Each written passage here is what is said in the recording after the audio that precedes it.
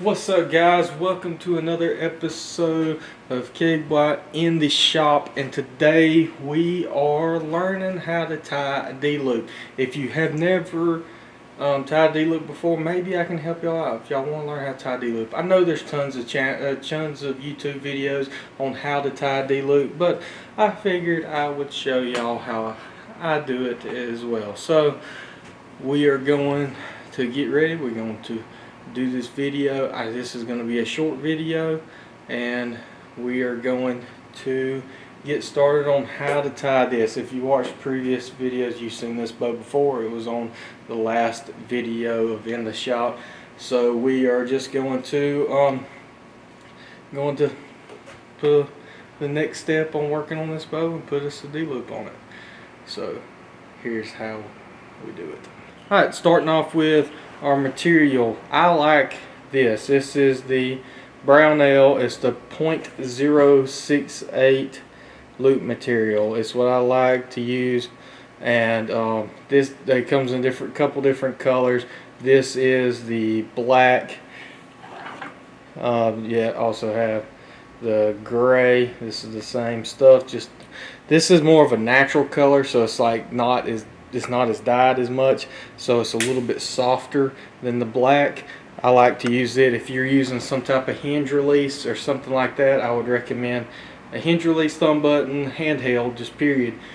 I would recommend this because it's it flexes more, and that way you don't get as much torque on your string. But anyway, so what we start off with is I usually a cut off. I'll hold it in my hand like this, put it at the base of my hand, then wrap my thumb up on it, and I'll cut off about that much.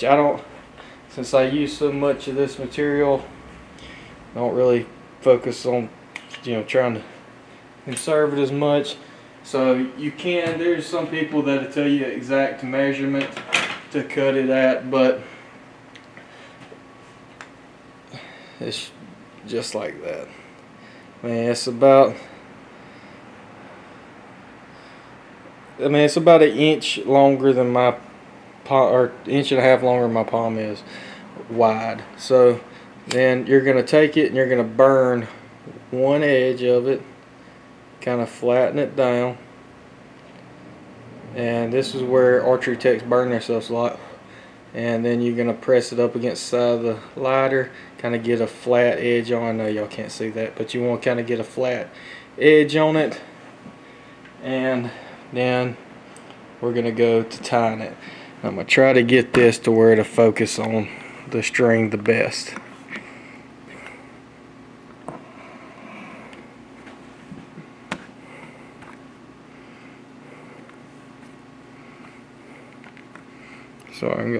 So you have the string right here, and I have not set the up and down yet, but we'll do that after we tie it. So I'm going to take my string, and you got it on this side. I'm going to take it and put it on the off side of the string, then take the string and go directly up, wrap it around this side, loop it back, and you're going to have this back on the same side that you pulled it across at. And then you are going to take it and loop it through, and then you have your D-loop tied. And I'm going to move it around, see how that works out. Alright, so I'm going to untie it and then redo it. So offside, loop around, then pull it up, loop around, bring it back to your side, then go around and loop it through the loop. So that is how you tie the top knot for your D-loop. Hi guys, so now that we have the top loop, I took the bow out of the press, and we are going to set the height. And what I'm setting the height with on this bow is a Black Eagle Zombie Slayer. And you're just going to clip the string and raise up your rest. So this is a QAD. So it starts off like this when you lock it up in position. Let me get a little closer. It locks up like this, and then when you draw it back to engage, it pulls all the way up here. So we're going to definitely set our height with it pulled up, just in case. And essentially, you're just going to want to look at it, and you can use an arrow square and stuff, like I've said in a 25 eye episode. I really don't use arrow squares. I've been doing this since I was young. I don't remember, like little, and I just figured out what works best with most bows. So just by looking at it, and I guess that comes with experience. If you've never done this before, check out an arrow square. They help a lot. But other than that, so I'm going to just eyeball it to where the knock is slightly higher than the tip of the arrow. And I don't know how well you can tell they're right there. I don't have the best background for this, but that is where I'm going to want it to be. So then I'm going to take the arrow off. Be careful not to move the knot that is already tied, and then I'm going to put it back in the press. Alright, so now we have the loop where we want it to be at the top.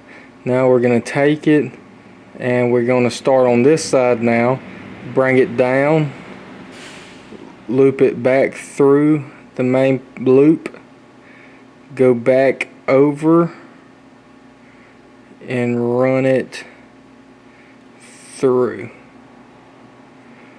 And you can see, I'm going to turn it kind of sideways, you can see how that loop is pointing up and this loop is going to be pointing down. That way when they're offset like that, they self-tighten themselves to keep the loop tight, to where you don't have to worry about your loop coming untied. So now that I have that done right there, that's about the spacing I'm going to want. I'm going to take a razor blade and cut it off about 1/8 of an inch high on that right there.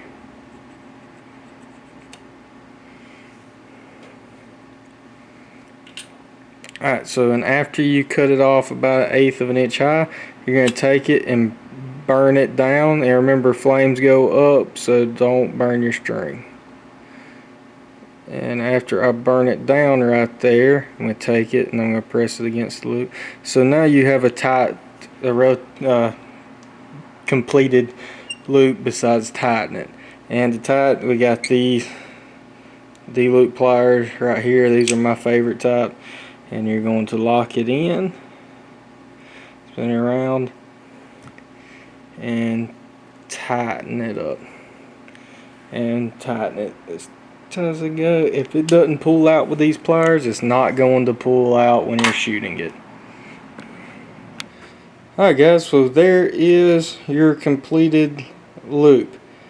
And feel free to keep rewatching this to help you understand how to do it better.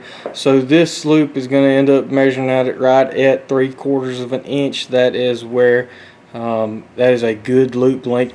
You don't want to go too short, but because if you go too short, it'll manipulate your string one way or another. If you go too long, then it's just going to get sloppy. So 3/4 of an inch is usually perfect for a D loop. So I appreciate y'all watching. I hope y'all enjoyed this. I hope I helped y'all learn something today. Like I said, we're trying to keep it a little bit short on the bow build in the shop series. So the last video went way too long, but we were putting the whole strings in this bow. So that's pretty much how it works. But I appreciate y'all watching. Link in the description below. We have the link to the 25 High channel, also Zach's personal channel. You ought to check those out as well. Welcome to the 25 High community. If this is your first video, please like and subscribe. Subscribing means everything. Subscribe to my channel, subscribe to the 25 High, and subscribe to Zach's channel as well. And we will be hitting y'all up on some more videos. That's probably all I'm gonna do with that particular bow. I got more opportunities. You'll see bows like that in the future, but that's probably all I'm gonna do with that particular bow, because I like to get more in depth, and like I said, we're trying to keep these videos short on this, and we'll do more in depth stuff in the future, but just trying to get the ball rolling. But I appreciate y'all watching. Like I said, like and subscribe, and always remember to live life 25 high.